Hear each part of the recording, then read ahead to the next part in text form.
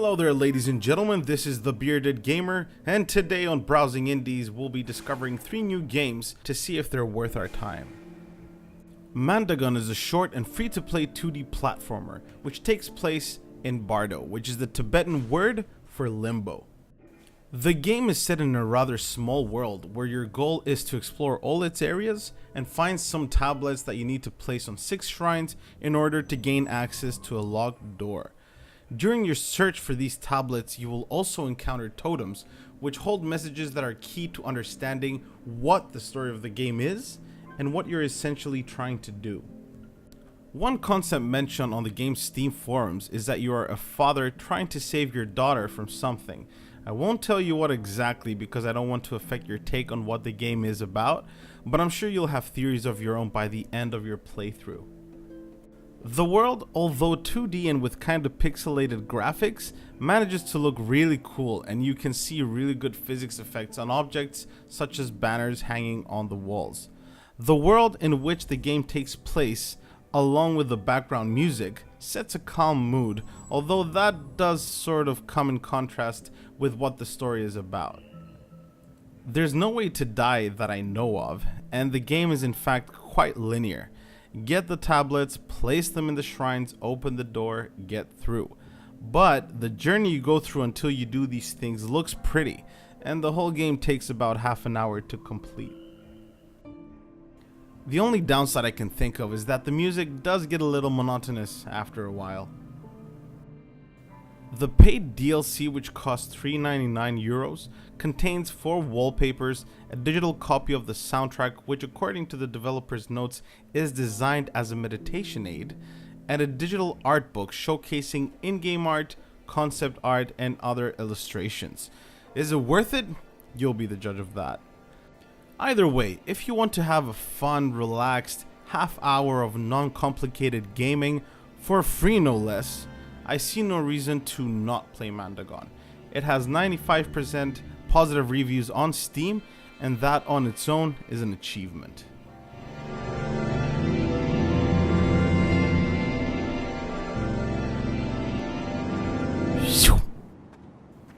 Passing Pineview Forest is a short prequel to the game Pineview Drive. It is super simple, it's free to play, and will get your blood pumping.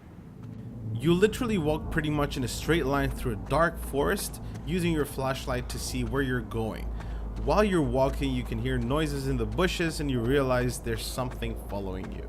There's nothing more to it than that, and even though it sounds like nothing new, which it ain't, it succeeds in being scary due to the graphics and the lighting and the general atmosphere being so well made to scare the living bejesus out of you. It has mixed reviews on Steam, but from my understanding, it was mainly created to serve as an interactive trailer to the game Pineview Drive, rather than being an actual game. Most of the negative reviews are based on the fact that there's nothing original to it. I don't think it was trying to be original, but that's just me. I mean, think about it. It's called Passing Pineview Forest, and that's exactly what you do in the game. Pass through Pineview Forest.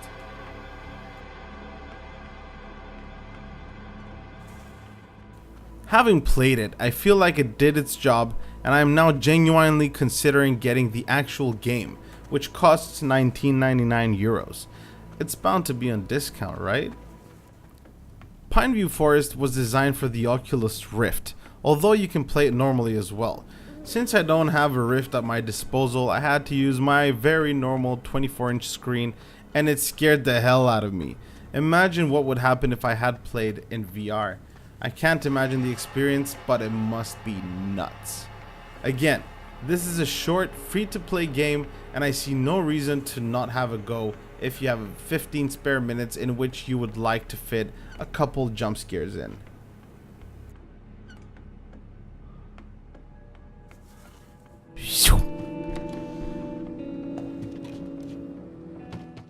You probably already know this war of mine. It's a very popular game that was released in 2014, and like many other games reviewed, it has an overwhelmingly positive rating on Steam. The reason why I'm including a popular game in this episode, which I generally try to avoid doing, is because I recently started playing it for the first time and hadn't realized what type of game it was and how great it was. At first I thought, how good can this possibly be?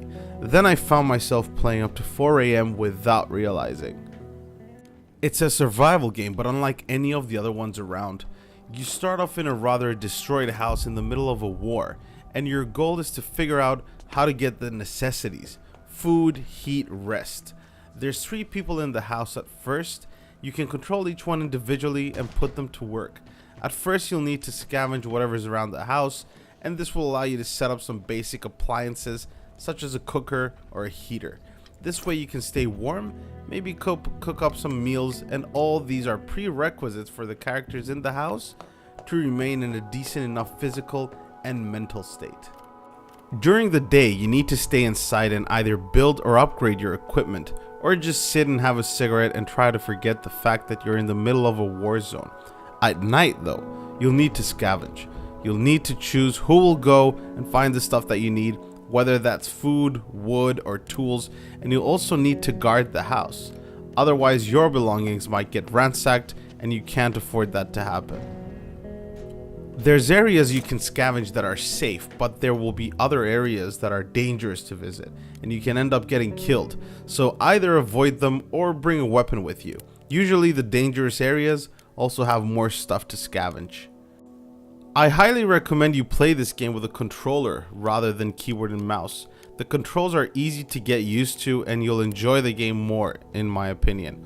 You can purchase the game on Steam for 18.99 euros, and unlike most games, this one I feel is definitely worth its asking price. It's a rather simple concept executed excellently. Well played, 11-bit studios.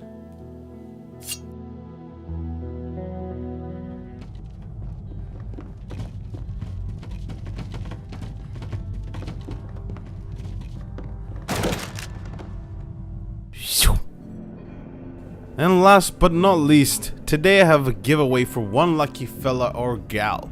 It is the DLC for the first game in today's video, Mandagon, and all you need to do to be eligible is to be subscribed to my channel and leave a comment below pointing out an indie game you feel deserves more recognition. You will also need a Steam account since this will be sent as a Steam gift.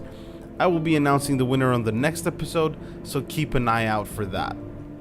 Alright guys, so that's going to be it for now. If there's a game you'd like reviewed that you feel is not getting the attention it deserves, by all means, leave me a comment below. But that's going to be it for now. Thank you all for watching. This is the Bearded Gamer. Over and out.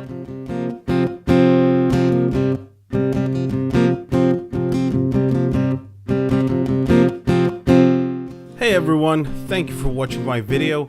Feel free to watch another similar video by clicking the TV on the left, or if you enjoy my content, hit that like button and also go right ahead and subscribe to my channel for regular updates by clicking the bearded Gilmy on the right. Thanks again and enjoy your day.